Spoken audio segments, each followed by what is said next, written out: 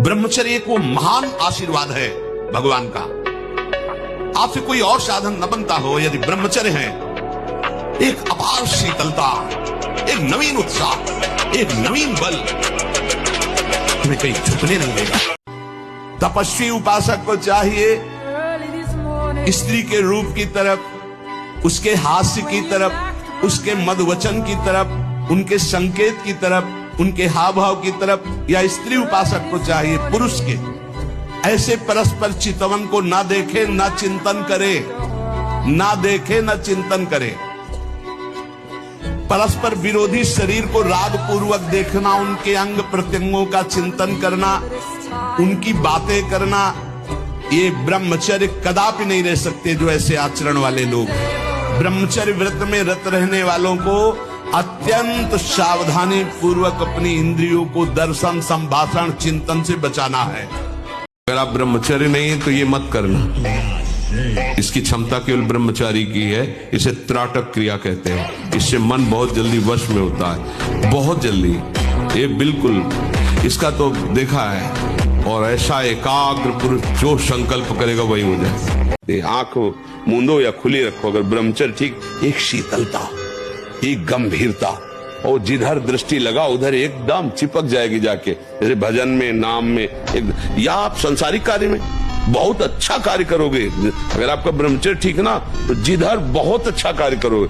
तो शरीर में दम ही नहीं है। यंत्र का जमाना हो गया है। पहले खेती जोतते थे ना किसान, एक फार वाला होता था और पूरे खेत को उसी से जोतला है। बलवान होते, 2 लीटर मठा और 8 रोटी पाए, बैल की जैसी ताकत।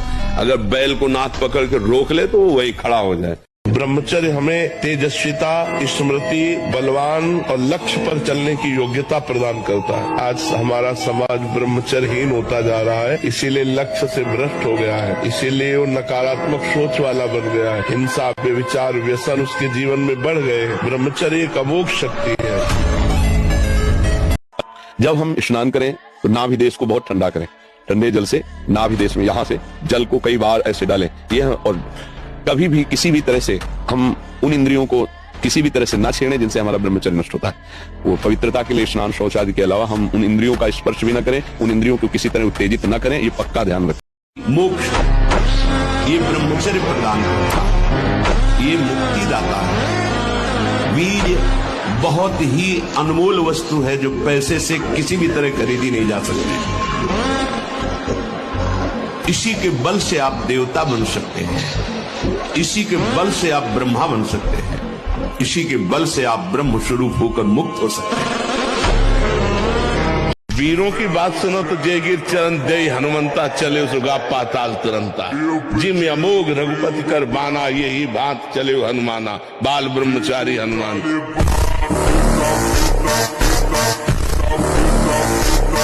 एक नियम ले लो, 5 मिनट में एक बार राधा बोलेंगे। अब इसका चमत्कार देख लेना। 5 मिनट में आराम से एक बार राधा बोलना है। हर कामना की पूर्ति, इस लोक और परलोक में सब सुखों की प्राप्ति। एक बार 5 मिनट में राधा बोलो, बस एक बार राधा। 5 मिनट छुट्टी। 5वां मिनट अगला जाने ना पावे, करके देखना और 1 महीने में हमें बताना कैसा लगा। ब्रह्मचर्य का पालन करना होगा। प्रत्येक इंद्रियों का निर्विषय हो जाना वास्तविक ब्रह्मचर्य है। केवल जनेंद्रिय से ही ब्रह्मचर्य को नहीं लेते। हमारी प्रत्येक इंद्रिय भोगों से रहित होकर भगवत अनुराग, एक एक इंद्रिय अपने प्रभु में लगे, अंतर्मुख हो गई, बाहर विषयों का त्याग हो गया। इसे ब्रह्मचर्य। पर प्रारंभिक ब्रह्मचर्य में जनेंद्रिय का ब्रह्मचर्य अत्यंत आवश्यक है। यदि जनेंद्रिय जन्य व्यभिचार दोष से युक्त है तो कदापि से भगवत प्राप्ति नहीं। व्यभिचारी शुभ गति चाहे असंभव। और भगवत मार्ग में सबसे बड़ा दुश्मन यही व्यभिचार दोष है, काम। इसी से हमारा हृदय मलिन होता रहता है। मन के अनुकूल चलने की बात को तुम्हें रोकना होगा। जब हम किसी विषय के वेग को सहते हैं, विषय नहीं भोगते, मन बहुत जलाता है। वो जलन हमको भगवत प्राप्ति की इच्छा प्रकट करती है। ब्रह्मचर्य का पालन करना ही हो। जैसे पूरा मकान बनने के लिए नींव मजबूत होना जरूरी है, चाहे खंड का बना लो आप, अगर नींव मजबूत है, मत नहीं तो फिर मकान ढह जाएगा। ऐसे ही ब्रह्मचर्य हर मार्ग की नींव है। चाहे जिस मार्ग में चलना चाहो, चाहे जिस संप्रदाय में चलना चाहो, चाहे लौकिक मार्ग हो या पारलौकिक, आपका ब्रह्मचर्य नींव है जीवन की।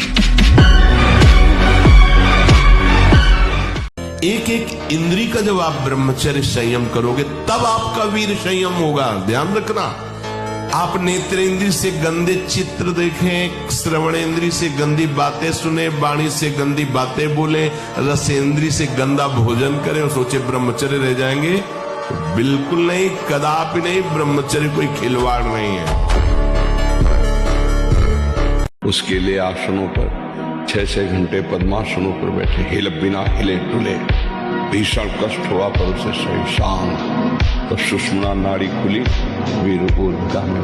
प्राणायाम के द्वारा प्राणों का सही, शरीर को व्यायाम के द्वारा स्वस्थ, आसनों के द्वारा वश में कर लेना, आहार के द्वारा पवित्र बुद्धि करना, इंद्रिय भोगों का दृश्य श्रवण संभोग इनसे दूर रहना, इंद्रिया पवित्र, तब जाके वीर ऊर्ध्वगामी, उसे कहते हैं अखंड ब्रह्मचारी। ब्रह्मचर्य का नियम नहीं तो इन आसनों पे बैठने की भूल न करें। गृहस्थ सुखासन पर बैठे, पलथी अलती पलथी मार करके ऐसे आराम से सुखासन पर अभ्यास करें। 30 मिनट, 40 मिनट, 48 मिनट शांत भाव से मंत्राकार वृत्ति करने का, ये सब सही है।